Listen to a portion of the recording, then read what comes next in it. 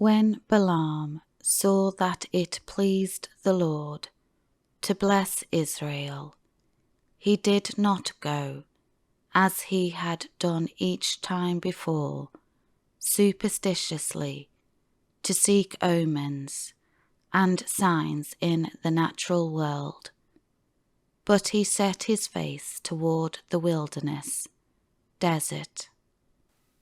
And Balaam raised his eyes, and he saw Israel living in their tents, tribe by tribe, and the Spirit of God came on him. He took up his third discourse, oracle, and said,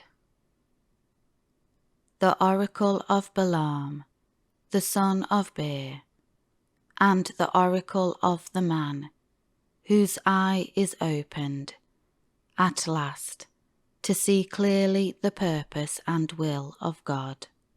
The oracle of one who hears the words of God, who sees the vision of the Almighty, falling down, but having his eyes open and uncovered. How fair are your tents, O Jacob, and your tabernacles, O Israel, like valleys that stretch out, like gardens beside the river, like aloes planted by the Lord, like cedars beside the waters. Water, that is great blessings, will flow from his buckets, and his offspring will live by many waters, and his king will be higher than Agag, and his kingdom shall be exalted. God brought Israel out of Egypt. Israel has strength like the wild ox. He will devour Gentile nations, his adversaries, enemies, and will crush their bones in pieces, and shatter them with his arrows. He bowed down to rest. He lies down as a lion, and as a lioness, who dares to rouse him. Blessed of God is he who blesses you, and cursed of God is he who curses you. Then Balak's anger was kindled against Balaam, and he struck his hands together, and Balak said to Balaam, I called you to curse my enemies, but behold, you have done nothing but bless them these 3 times. Therefore now flee to your place. I had intended to honour you greatly, but behold, the Lord has held you back from honour. Balaam said to Balak, Did I not tell your messengers, whom you had sent to me, even if Balak would give me his house full of silver and gold, I could not go beyond the command of the Lord, to do either good or bad of my own accord. What the Lord speaks, that I will speak. And now, look, I am going to my people. Come, I will advise you as to what this people Israel will do to your people Moab in the days to come.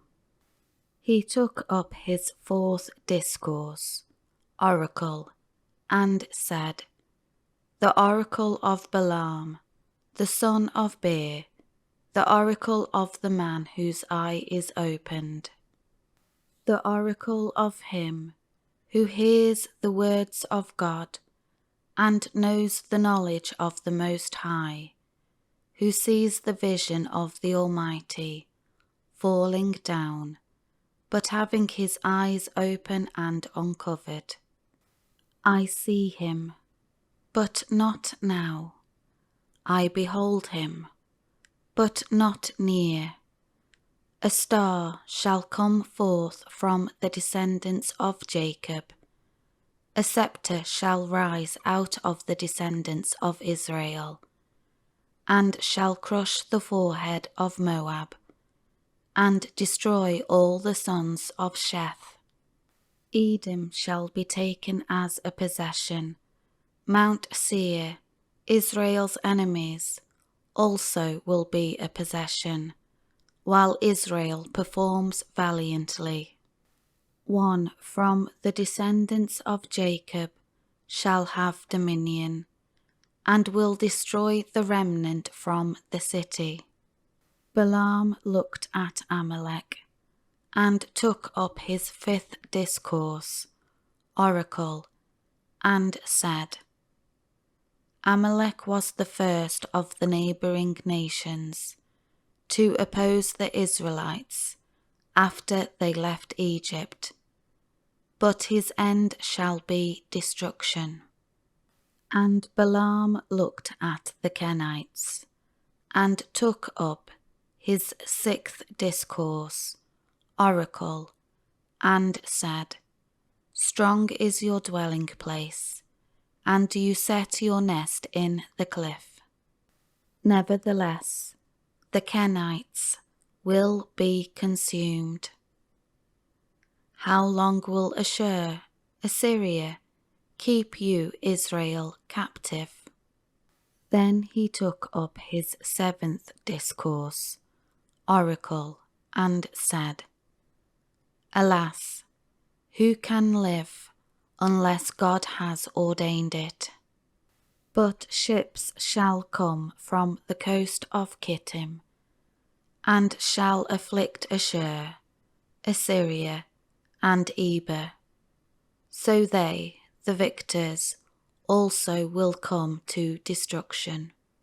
Then Balaam arose and departed, and returned to his place, and Balak also went on his way.